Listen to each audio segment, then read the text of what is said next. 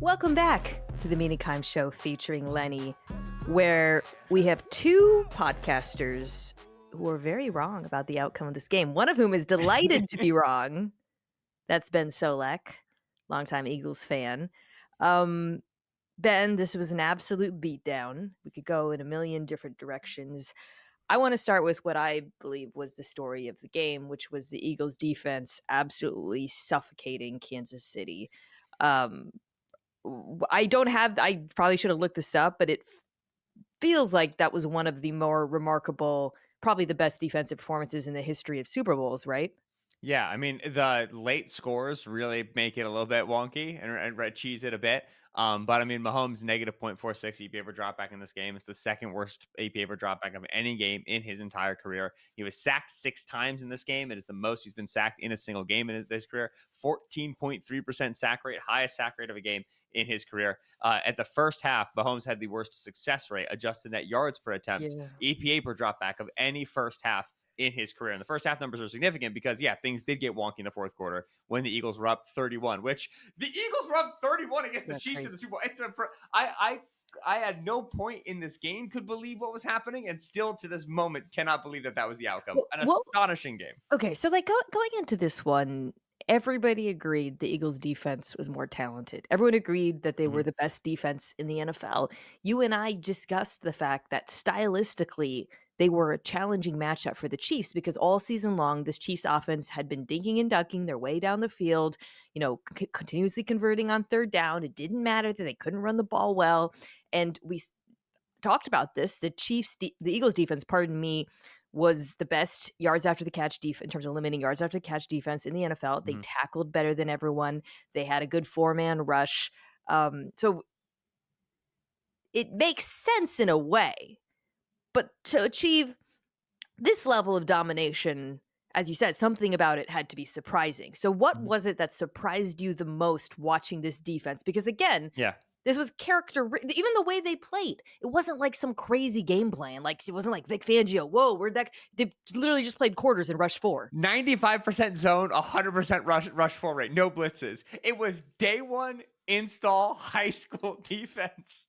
And what the reason why this is like simultaneously surprising and unsurprising is because there's a damn that breaks feature to this Chiefs offense, right? Yeah. Where there have been things collecting over the last couple of seasons, over the course of this season, that's been putting pressure on the Chiefs dam, right? In terms of like the departure of Tyreek Hill and the aging of Travis Kelce been collecting over the last couple of years. But then, like, all right, the Rashee Rice injury this year, the Isaiah Pacheco injury this year, their inability to hand the football off, which of course also affecting that is the left guard, right? All right, now Joe Tooney's playing left tackle, and oh, that's been fine for 5 weeks. Don't worry about it. We have a left guard, a left tackle. It's cool. And then all of a sudden, it just isn't, right? Like, there's been things that have just been accumulating and accumulating and accumulating. And Mahomes is kind of the, I don't know, the last brick holding the dam together, right? He's like the heroic, Captain America holding the helicopter right on the helipad. Like, he just holding everything together by just his talent, his strength, such that once you get enough cumulative talent against the Chiefs, just enough to cause a problem to Tooney and to Caliendo and to Juwan Taylor and to Trey Smith, enough secondary talent to cover Xavier Worthy and Marquise Brown and Travis Kelce. You just dominate 10 on 10. Even Mahomes cannot hold it together, and then the dam breaks. And that's why the Chiefs were always getting away with it. All regular season long, they Yeah. were escaping. And then when they finally don't, it's not like, oh, they're a little bit worse. They come crashing down. That's what we saw on Sunday night. In many ways, it was sort of representative of this entire season in the current meta of football, which is it's very hard. Let me rephrase that. The best teams in the NFL right now have good trench play, have good offensive line play. We'll talk about the other side of the ball later, Mhm. and they can run the football. You think about teams, and because they do that, they force defenses, they compromise them in a way that the Eagles did. Again, we'll talk about that. But the exception to that was the Kansas City Chiefs, right? Like think Yep. about the really good teams, the Ravens, the Bills, the Lions, the Commanders, like the teams that made it to the end. They could all run the damn ball. Kansas City could not. Mhm. And yet, we wrote it off because they had the passing game was kind of an extension of the run game and the quick game and the screens and all of that. But that was stark to me in this Yeah. one. But the fact that Kareem Hunt 3 carries for 9 yards, Isaiah Pacheco, 3 carries for 7 yards. And And they didn't even Samaje stop. Perine 1 for 8. Big Samaje Perine game. Mahomes was the leading rusher. And you can quibble with, like, maybe they should have tried more, but they didn't because they couldn't, because they knew they were bad at it. Yeah. And I guess if I had to take a step back, I think that's something that really jumps out to me when you look at the season as a whole.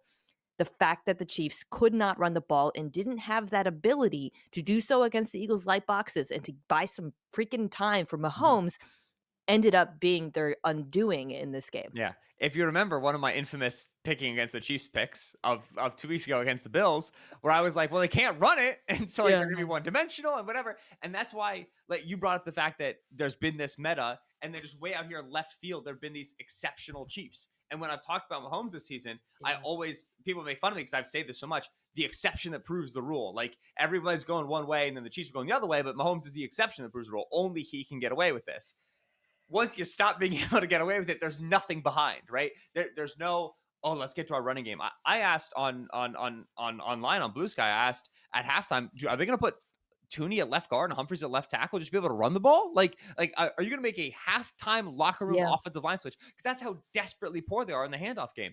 Xavier Worthy, right? Everybody talking about, oh, Travis Kelce, no targets, no receptions in the first half. Xavier Worthy didn't have a touch in the first half, and Worthy's been the replacement to the running game behind the line of scrimmage throws, right? And so that absence, it's been glaring enough that I have wrongly and foolishly picked against the Chiefs many times this season. And then in this Eagles game, it felt like, all right, with 20 weeks of data, fine, I'll give it to you. You must be immune. You must be able to just supersede all the rules of But football. And it turns out you can't. it's the Eagles are the best quick game of the defense in the NFL. Tackling. And if you can't run quick game, because I saw some Chiefs fans being like, why aren't they getting the ball out quicker? And like, why aren't they? They were trying. Yeah. The Eagles were sitting on everything. And the way you beat the Eagles defense in the passing game is you have to be able, versus those split safety, those quarters looks, you got to be able to throw it downfield. But you can't do that if you can't pass protect. So, and you can't pass protect if you can't run the ball to at least help your offensive line. And it was kind of like a perfect storm of like, oh, everything we have been doing all year long to compensate for the fact that we don't have a good offensive line and we don't have, we're a quick game offense. It all ran into a wall, which was to say it ran into the best quick game defense in the NFL. I do want to talk about the pass rush though, because I started off by asking you what surprised you. I will say this. If I had to pick something about the Eagles defense that really shocked me, the contributions from the 4-man rush across the board. Yeah. Like going into this, we talked about this again. I was like, wow, Jalen Carter, Nolan Smith, they've been awesome. But holy smokes in this game. Josh freaking Sweat, game of his damn life headed into free agency. Milton Williams was amazing. LIX Hunt. That was the name I was going to bring up. They had LIX Hunt out there on 1st and 10. He's a starter. What? Balling. So the entire and they were doubling Carter and Williams at times. So there were one-on-ones. And I thought, okay, well, Nolan Smith, everybody was winning their one-on-ones in this one, which is how you get to, before things got a little, froggy at the end. At one point, the 4-man rush, I think it was the fight right at the time of the strip sack, because I posted this, had a 52% pressure rate. On 0 blitzes. That's on great. 0 blitzes. Do you know how obnoxious that is? At that point in time, there had been 3 other games in the NGS era in which there were no blitzes, and the pressure rates in those games were 36%, 35%, and 31%. Now the Eagles end the game with a 38% pressure rate with no blitzing, and I imagine if I went back and looked at those games, you would see some dominant 4-man rush performances, and then the pressure rate came down in the second half when we turned the gas off. But still, there's a reason why that, like, watching it felt so astonishing. Is because 4-man rushes don't win that consistently, both in a per play perspective, we're like, oh, they won again. Oh, they won again. They had that sequence where it was sack, interception on Patrick Mahomes. Sack, interception on Patrick Mahomes. Sack, pick 6 on Patrick Mahomes. It's never been done. But so it's not only the consistency play to play, but then also exactly across the board. We talked about this in the rush plan. If you're that good along the defensive line, don't mush rush. Don't try to keep him in the pocket. No, just someone take Joe Tooney and put him into the back of Patrick Mahomes. Somebody take Trey Smith, put him into the back of Patrick Mahomes. Somebody take Mike Caliendo, put him into Patrick Mahomes' lap, and someone's going to get the guy down. The Eagles had 6 sacks in this game. Only one of them was clean, right? Oh, clean, nice, quick, easy win, bang, get Mahomes down. Most of it was just someone get a leg, someone get an arm, drag him down, right? It was such a community Yeah. rush, and that's just dominance. That's our four better than your five. And then coverage wise, right? Like you said, playing quarters, you have to be able to beat them deep in the outside one-on-ones. Man, our seven are better than your five. Like it's just, we have so much more talent than you that even Mahomes is not going to be able to account for the deficit. The corners were unbelievable in this. DeGene, obviously, the Mhm. pick six. That was the moment where I was like, "Oh, Mahomes is just he looked desperate out there in a way that I hadn't seen. Even like though the offense hasn't been explosive this year, he has always played.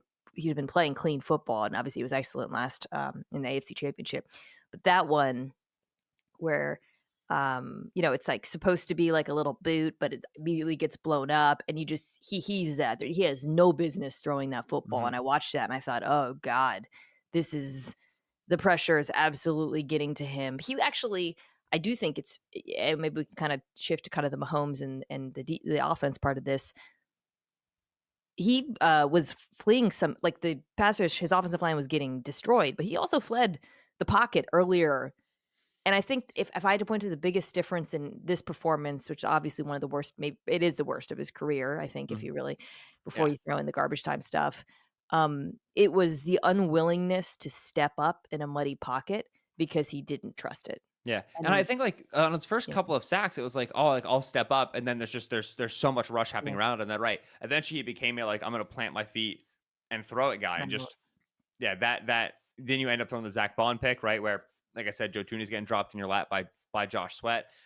You start to get really quick triggers, and you start to lose some of the accuracy issues. I also think the DeAndre Hopkins drop was pretty big in terms of, like, that's like a confidence building. We put some points on the board, circle the wagons, we get the right. ball to the second half, and then a guy drops a pass with no one around him. You're like, all right, so even when we get the ball down the Right. field, and someone's there, like, even Who is that's not working for us. literally That's his yeah, entire thing is he catches everything, and I saw right. that, I was like, "Oh god." Yeah. To me, yeah, like Dezine pick six, I was like, oh, are we ready to party? And then it was Zach Bond pick into touchdown into DeAndre Hopkins drop, where I was like, oh, like the bullets are just bouncing off us now at this point. That I think was like that end of first half sequence was extremely draining and deflating. There's a lot of worlds where you get in the locker room Ugh, 17-3, and you're right. just like, all right, we're gonna be okay. Even that it was 10-0, and then you have the Dezine pick six. So that was big swings that are going into the locker room. So, obviously Mahomes wasn't great. Obviously, the offensive line got their kicked. But do you think that there's anything that Andy Reid should have done differently understanding this matchup? Because it seemed to me that he Mhm. was very much trying to call the same game he's been calling all year, right? We're going to use RPOs. I mean, so Mahomes was throwing the ball on some of those RPOs, which is, a, a big function of how you get such limited rushing attempts in the first half. But like they were trying some of their quick game stuff. They were trying to get Right. guys open on those allows. Do you feel like he should have leaned more heavily Mhm. into protection? Barnwell pointed out, I think, at the first half, how little 12 personnel they were using. That is something that surprised me. I think we talked about that in our game preview. Yep. Do you think there's anything he could have done? Should Mhm. they have run the ball more? Like, what do you think? Yeah. As a broken and jaded Andy Reid fan of my youth, I know what Andy does when Andy's getting a pass rush that's killing him. Andy throws screens, and the Eagles, and that's what, right, he says. I'm not going to add guys into protection. I'm going to take advantage of Yeah. this rush. I'm going to throw a screen behind him. I'm going to get an explosive. The Eagles did as remarkable as their pass rush was at getting to Mahomes. The amount of screens that Mahomes had to eat, right? He had to throw it at Travis Kelsey's feet on one, throw it at Samaje Perine feet at another, tried to extend the play on a third. These were first half plays. The amount of the Eagles did such a good job in the pass rush, still being able to identify screen fast, despite the fact that they were playing with their ears pinned back. So to me, like that was Reed's go-to, and I Yeah. think that is understandable. It's kind of what he's always relied upon. He tends to be a very good screen designer. I think it also remains an indictment of the running game, right? And Yeah. it like I imagine there's some people listening who feel like we are right now shoehorning in a running game conversation. Oh, it's all about Mahomes and the pass rush. Like you guys No. wanted to talk about running game. Like the one of the fundamental truths of football, which again has not been true for Mahomes for most of the season in the Chiefs, but one of the fundamental truths Totally is like stop. Hold on. you got to be able to run teams out of a pass rush like this. And the fact that the Chiefs could never let their offensive line get on the forefoot, let their offensive line get moving downhill, and then just pick up a first down, calm and steady, and get the defense off the field, let them get a breather, let them talk about things on the sideline. The lack of the running game just ruined the tempo of the game for them. Kyron Williams ran for 106 yards, 5.6 yards per carry. a 47% success rate on this defense. Mm-hmm. You can run on them. They're Mm-hmm. good. They're really good. They play with light boxes. They are very limiting, and it was all from under center, right? Obviously, there was a bad weather Right. game. But that's what the Rams do. That is the path here. I guess my only question is because I just know tomorrow he's gonna get Andy killed. Reid is gonna get killed. All the players are gonna go on and say how do you they don't run the ball more. I guess my question is, do you think they could have, or do you think that would have just been putting them in third and long over and over if they had even tried? I think you could have. I think I'll you brought up the Rams. The Rams, a lot of their offensive philosophy is built on being able to run the football, right? In terms of going under center, in terms of having wide receivers who can block, right? So they have the tools in the toolbox, condensed formations, to get to a running game when they need to. The Chiefs, and we talked about this a lot before last year's Super Bowl, would kind of have always been able to kind of scrape together a running game, which is kind of the bits and the pieces on the workshop floor, right? Like they last year were walking out with all these same side gun runs that again, no one else was really able to do, but the Chiefs were able to do it because Andy Hack's a good coach. They have a good interior offensive line. They're just kind of piecing it together and using the threat of other stuff to make it happen. So you want to be able to run the football. You've kind of been making this Kareem Hunt thing work, even though he's not very explosive. You moved Joe Tooney, it kind of hurt your running game, but whatever, you've been piecing it together. The first couple drives you walk out, you're not able to run it well. Okay, what's behind, right? What I keep saying, what do you have behind as your safety valve, your net?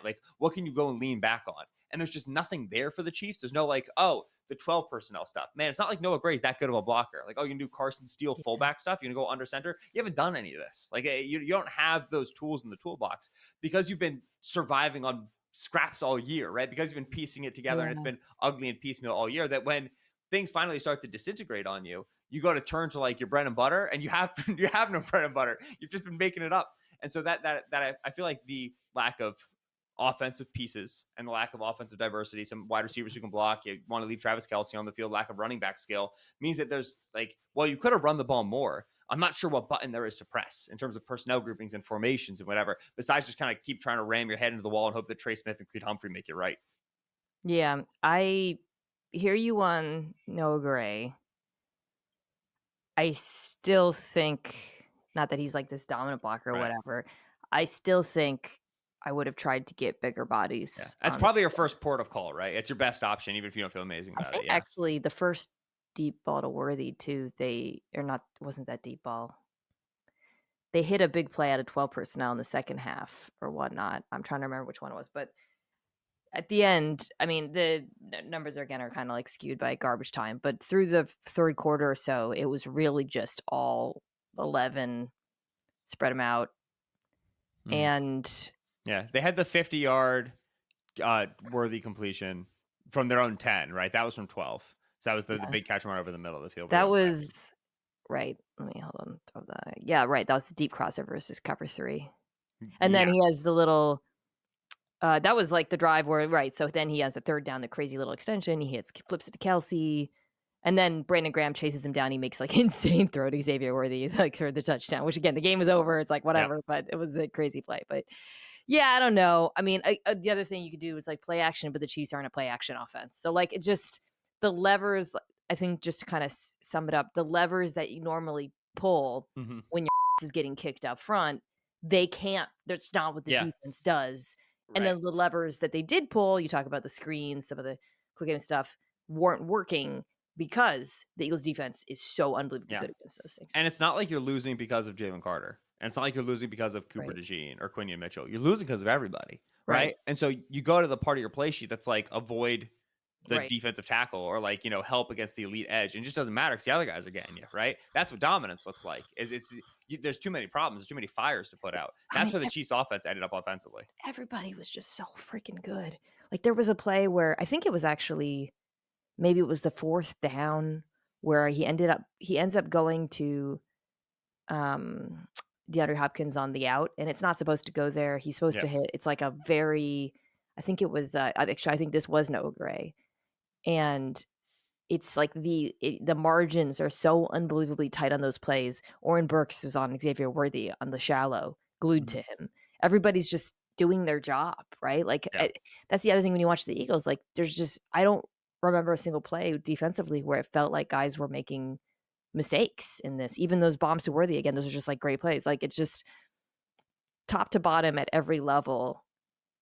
the defense was basically Yeah. flawless, and that's how I'll remember Right. this game. And they were so flawless so fast that you definitely got Mahomes to a bad spot. Like the 4th and 5 that you're talking about, all right, it's 27-0. Like, the trickle down effect here is probably nominal, but still, like, there's a window to Hopkins and Mahomes shorts the ball. Like it is behind him. Now, why? Because of the issues with the other 10 players, right? Because of like the pass rush problems and Hopkins had to drop whatever. But you definitely got Mahomes to a point here, second quarter, third quarter, where he was just not Right. he was Brady, I thought, was calling it out very fairly when it was like, listen, like he's not like missing open receivers or dirty open throws, but he's jittery. He's a little bit less accurate than he usually is. Like we are used to, Terminator, Mr. Perfect killer, Right. and that's just not who we had from Holmes. Pretty much from like the second, third drive on. That's a testament, I think, to the moment, right? Kind of remembering that Bucks game and what it was like to be highly pressured in that This game, is what after and they then got that Vic the Bucks defense as well. game, I remember just saying, like, I was like, "I will never underestimate offensive line versus defensive line discrepancy Yeah. again," and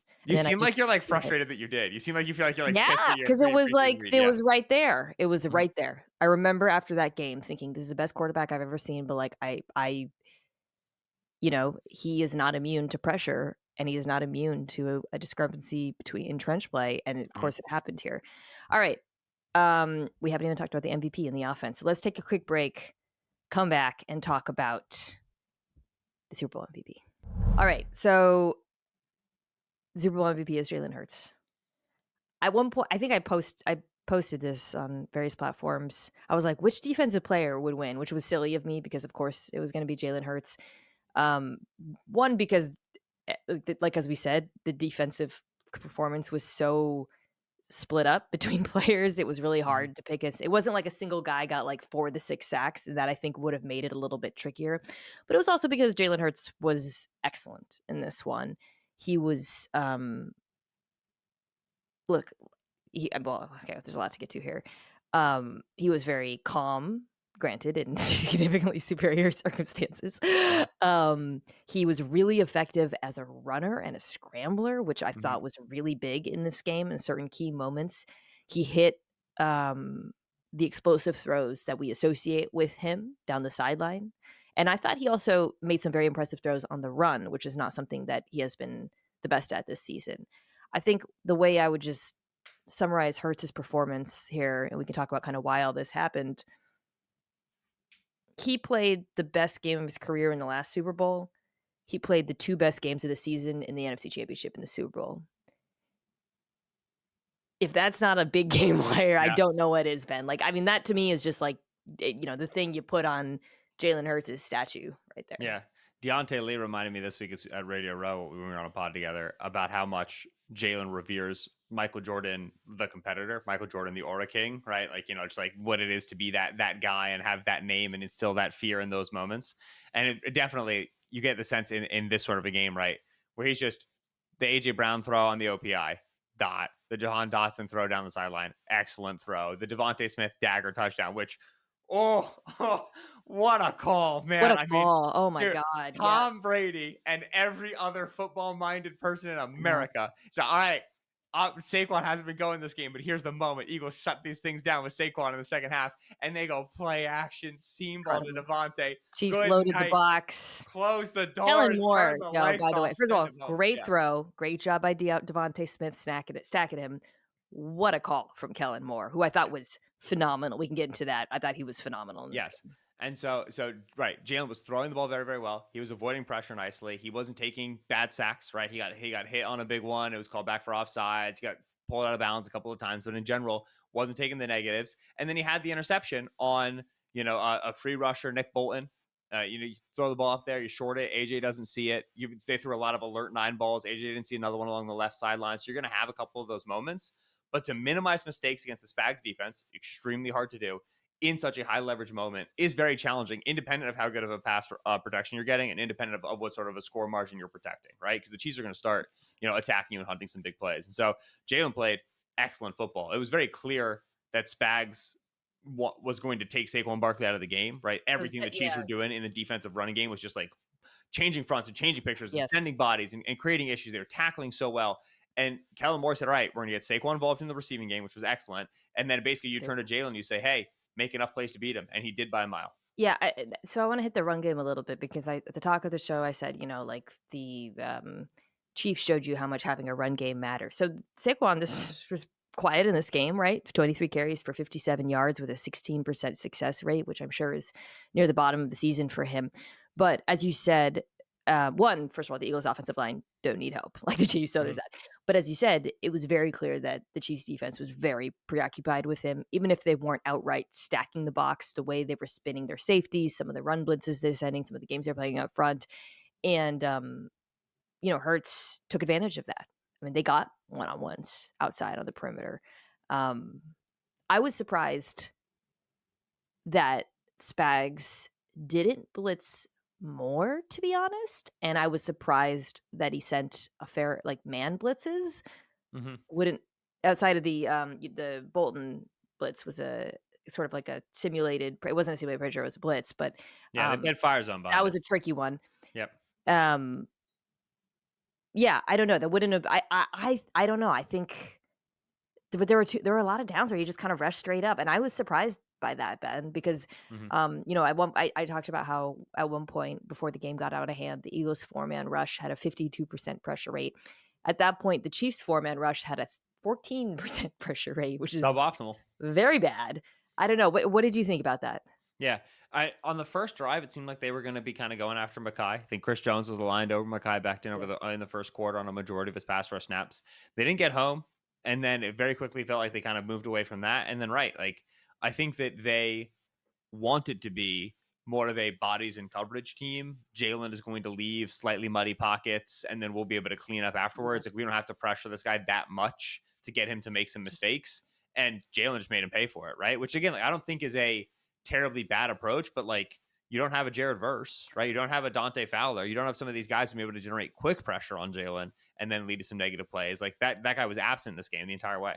this goes back to, Hurts as a runner, which let me look up Was his because there was a 72 point. rushing yards, which was the most in Super Bowl history, on 11 carries and a score. Yeah, there were a couple of dumb, zone read not dumb, but, I wouldn't he's not a good zone read quarterback at this point, he's great for the Yeah. most part.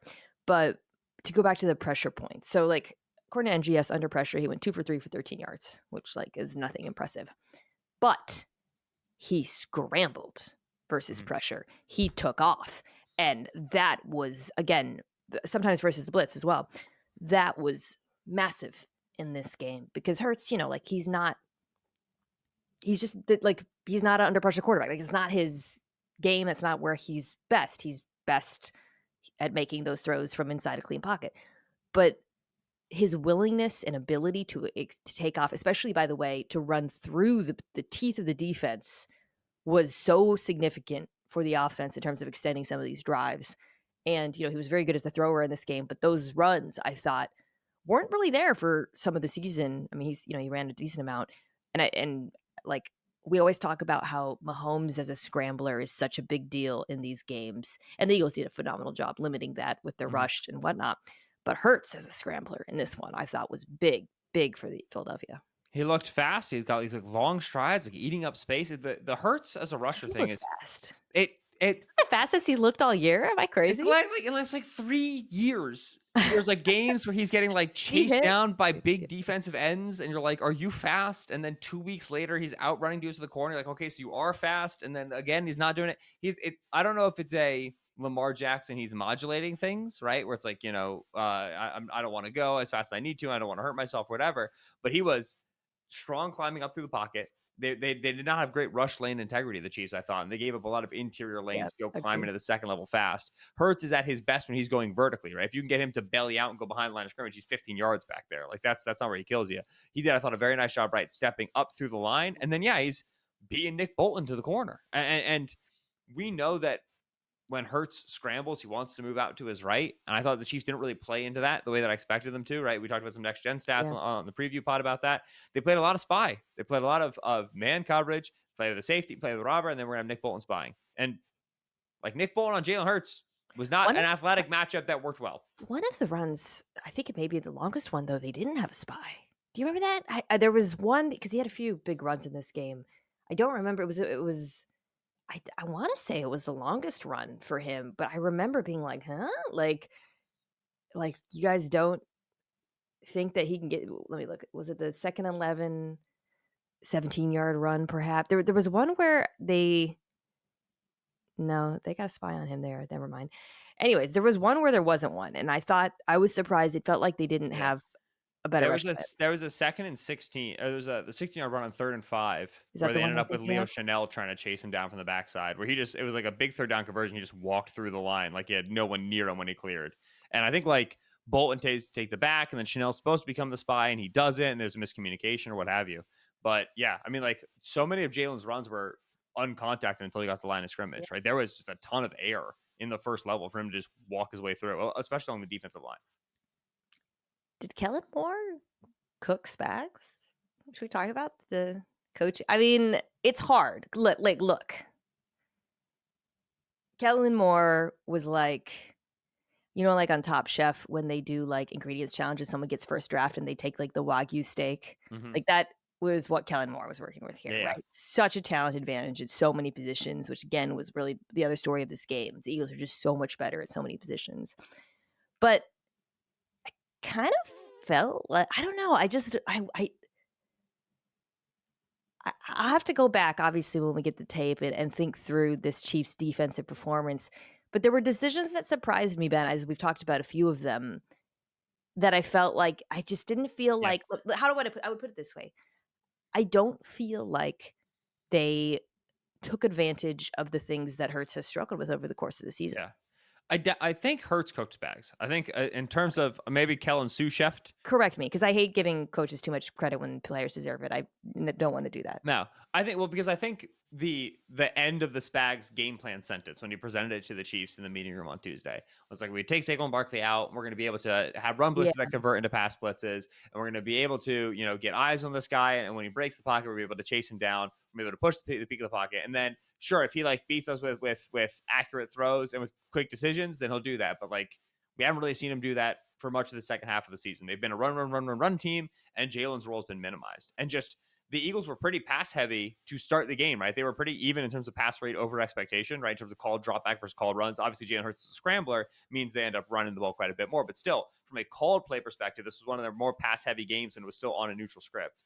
And then Jalen, right? Like even like you talk about the Trent McDuffie play that got taken away, but Jalen was generally hitting them for explosives down the field. Yeah. Like you had a big Dallas Goedert catch and run in open space. Jahan Dotson got targeted on a vertical route and caught it. Like that hasn't happened at any point this season, and the Eagles just accessed it. And that's been available. Kellen's put that on the field before, and Jalen really hasn't been able to consistently take it. I thought Jalen did a good job negating pressure and was really accurate throwing the football. So to me, like I think Kellen definitely up there, and then I also think Spags coached Spags a little bit because at some point you're a little bit too far indexed on the running game, even against Saquon Barkley and the Eagles in That's this kind of offensive what line. yeah. Yeah, at some point it's like, all right, you're gonna have to make some different choices. And like, all right, like if they start beating you with Barkley, like that's kind of what they do in the second half. But he was still just like so run game oriented at Yeah. 17-0, at 24-0. And even in the third quarter, right? They came out in that first third quarter drive and Jalen's just throwing it on him at will. I think Uh that's yeah. he's pretty over and not it's I don't want to say over indexed because it's freaking Saquon Barkley and the Eagles running game, but You still get it, but Spags for Spags a little bit. I think what you saw is like when Hurts is hot, and it was very obvious early in this game that he Mhm. was hot. There was zero jitters to this man. He came out ice cold, hitting his throws, like you said, super accurate. Again, making throws on the run that times he's missed this season. When he is like, this sort of cuts to kind of what I said at the beginning about him being a big player. I think like when he's on, like that tends to continue over the course of a game. It's like, oh, like early on, I thought like, oh, this is one of those games. I interviewed Myles Garrett on Super Bowl Radio Row last week, and I Mhm. asked him about his feel for the game, and he says, look, he's like, it all depends on whether Jalen Hurts is throwing it really well. And like, which Right. sounds like, very simple oversimplification, but like, I think what we saw like is like, oh, he's throwing it really well in this one. And if you overplay the run, and maybe you would have gotten punished on the ground if you didn't, he's gonna kill you because Mhm. their pass catchers are good. But it's not even Yeah. about that. You got Jahan Dotson cooking on the sideline, And and the Chiefs AJ was really good defense. against McDuffie, right? Usually Spags kind of set and forget 22, and just like AJ Brown is very big and Trent McDuffie's not very big, When and he just hit that back Trent shoulder to McDuffie. Yeah. him, I was like, "Oh, Trent's so good," but, like, Yeah. that's They he got the boxed front him out side on the slant on him slant. as well Jinx. on Yeah. that second and long. It was like a There 2nd and 7, 2nd and 8, and they've got a free rusher, right? And Jalen just backpedal, backpedal, backpedal, slant. And, and like, that's just the Eagles get that against everybody, and then they get it right. against Trent McDuffie. And there Well, you it's go. and it just goes to show you, like, again, when, like, they're both 2 very, very good players, but one is much larger and stronger than the Yep. other, and that's what happens. But yeah, I think the Chiefs defense it's very similar to the Chiefs offense, where it was very schemed up, compensating for some talent issues, and they hit a wall because of that, right? And it's like it's a lesser degree of like they've been getting away with this all season, but Mhm. all season long they got away with not having a good 4-man rush. This was never a good 4-man rush, Right. and then they didn't. And I think that's kind of Yeah. the story of the game on both sides in a way. Yeah. Scheme And again, versus right. talent.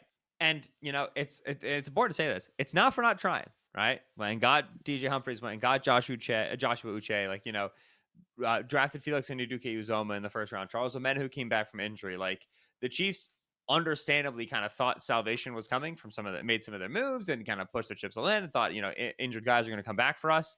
And again, like, cheesed it is a little bit too cheeky of a verb, but like kind of cheesed it a lot of the way, right? Just, we're going to play these one score games. We're going to shorten these games. We're just going to out execute you in the fourth quarter. We're not going to be the team to commit the penalties. And like, all right, nice. You beat Josh Allen and the Bills, which like is objectively hard, but also you've had their number. Then you ran into this just like Death Star. And again, like, you expressed the sentiment, I think, very well. And I was feeling this during the game. When you're watching it, it feels like we should be able to see this coming, Yeah. but also understandable why you're not able to see, like, all right, the Chiefs 4-man rush just completely getting obliterated by the Eagles offensive line. Of course that was obvious. Of You're course that right, should have of course. happened. Trench But play. but that should have been obvious for a lot of games, and Okay, it wasn't. And so yeah, I'm gonna it make a appears out of nowhere. pronouncement. I said the same thing after the Bucks game. I will never again pick a team against a team that's just so much better in the trenches. This trench play matters. Quarterback's good. They got amazing wide receivers. They got really good, like they got talent play everywhere. There's really good play. This Eagles team was like an all-star team. And again, Yeah. Hurts, best game of the season, biggest moment.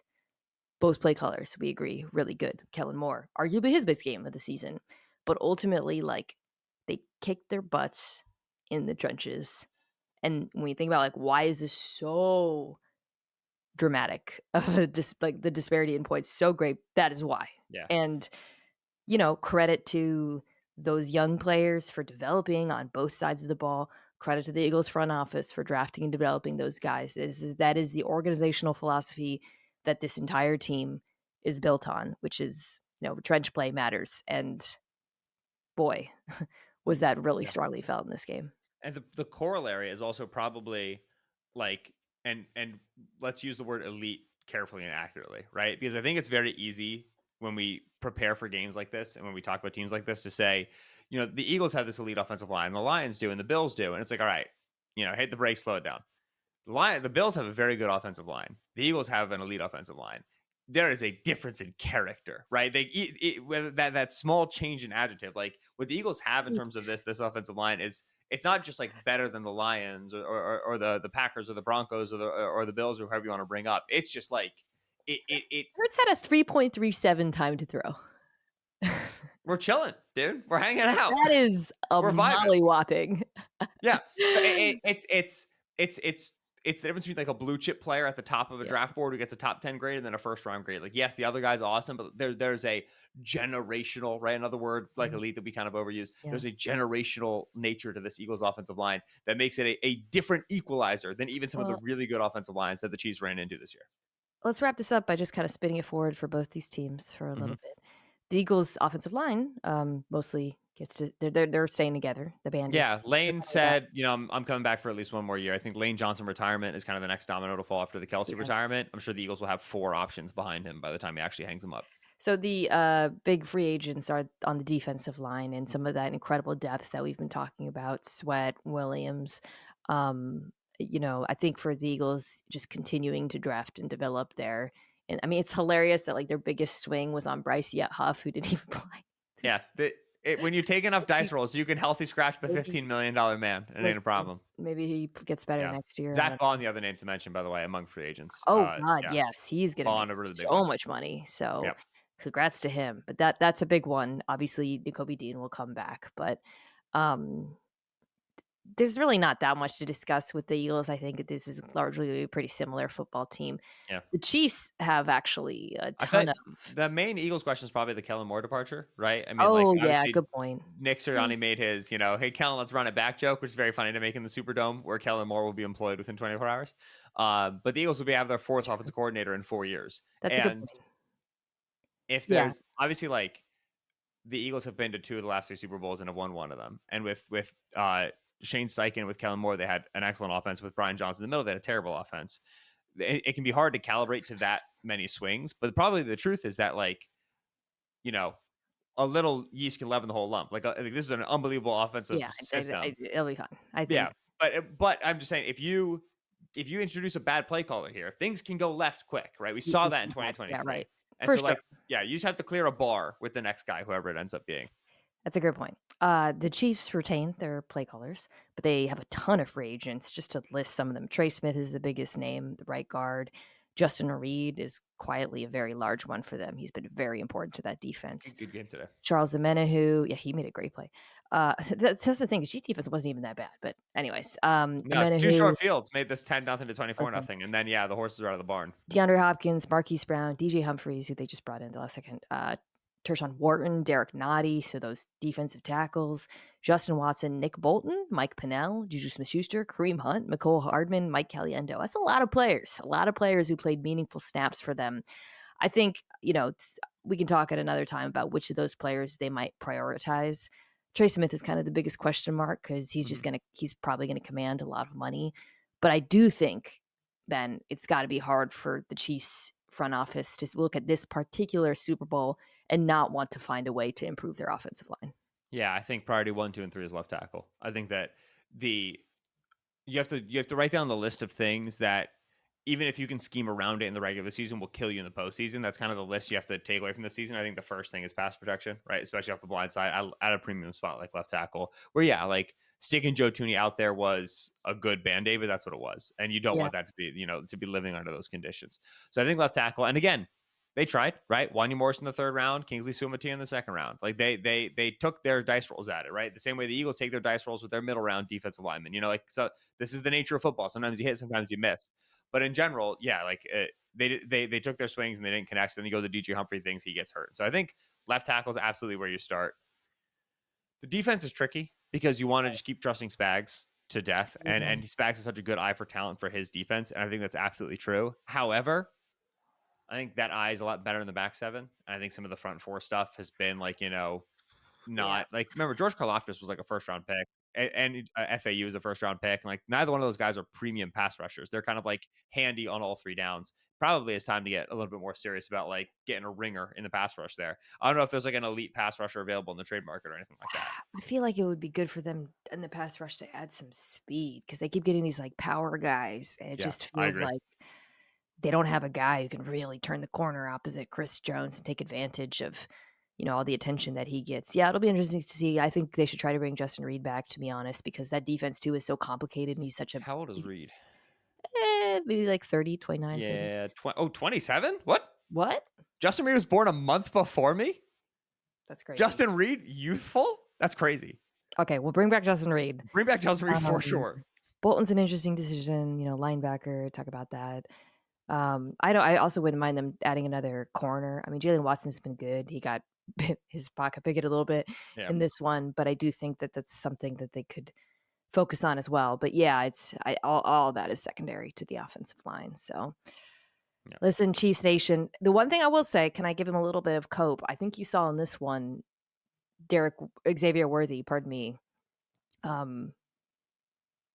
The ceiling for him remains very high. I really believe that. He has Mhm. really developed over the course of the year. That play where Mahomes was rolling right, being chased by Brandon Graham, and he came back and he worked back to him. That was a really good special play, and one that I feel like hasn't been there all year long for them, frankly. Mhm. So I just feel like his arrow is pointing up, and you know, at least they're going to have to add a wide receiver, no doubt. But at least that your first round draft pick, I feel like you seem to have hit there. Yes. The Xavier Worthy thing is Like if you can give me December, January Xavier Worthy and pre-injury Rashee Rice. Oh, I forgot. Why did I say ad receiver? Rasheed Rice is coming back. Yeah. Yeah, like That's a that. great Right. combo too of Exactly. players. Like Different we skill set, have complementary. the base I pieces. know. Like Marquise Very Brown, cool. apparently, like he's upcoming free agent. Apparently, he's going to get some good money. Like I don't know if he comes back. Who knows what Travis Kelsey does? But like Rice and Xavier Worthy, this late version we've seen. Yeah, like I can add some ancillary pieces to that. I can throw a veteran into the mix, and we got something. We absolutely do. Mhm. I think right. Offensive line's your big addition there on the offensive side Yeah. of the ball. So yeah, I like the Xavier Worthy cope. My Chiefs cope would be this: 31-9 happened, and a lot of people were very excited that the prince that was promised. Oh, the new king. Oh, he's coming to dethrone Brady. Look at it. He lost in the postseason. Now he Right. hasn't had the Super Bowl. And then Patrick won the next 3 Super Bowls and appeared in another one. Right? Like everybody who I don't know about you, most of my offline football fans like stoked the Eagles won, wanted the Chiefs to lose, anti-Chiefs, don't like the dynasty, whatever. Enjoy the months that you get, because I don't know how many months of these you're gonna get. You made me book Super Bowl favorites for next year. I promise you, Chiefs the top team on that list. Like that's just the nature of Yeah. Mahomes coming off the worst game of his career, absolutely, but still, that's the nature of that quarterback. Oh, congrats to Eagles fans. My in-laws are going crazy in all the family group chat. They were so confident coming into this. They should have picked this, not us. And that's a wrap for the 2024 season. Wow. Couple things to mention. I have actually a bonus pod before I shift to the 1 day a week schedule again, dropping later this week to do some further analysis on this game. Following Ben will be Kyle Hamilton and Puka Nakua. I really hope they agree with everything I said. I'm concerned. I like that you let me go through 45 minutes of takes before I was warned. Thank you, as always, to the folks at Omaha Productions, starting with Tucker Tashton, who is up very late on this record with us right now, but also Kirsten Savecki, Anthony Jimenez, Owen Saylor, Jack Foster. I just said Tucker. And also special thanks to one Benjamin Solak, who has been with us this entire season and has been amazing, excellent, absolute delight. Is I imagine now pivoting to draft coverage, so you will still come on this podcast, I'm sure, because we cover the draft very heavily. But I did want to take a second just to thank you for doing such an amazing job this season. Hey, thanks. I appreciate that. It's been a good day. I got to do a Mina Kimes post game show. Got to take a picture with my daughter in her Eagles gear right at kickoff, and then she had to be shepherded up to bed. And the moment she wakes up tomorrow, I'm shoving her in more Eagles gear. We take more pictures, baby. It's been a good day. Thank you, Mina. That means a lot. Incredible. All right, guys, I'll see you a little bit later this week, and then it's on to the 2025 draft. Wow!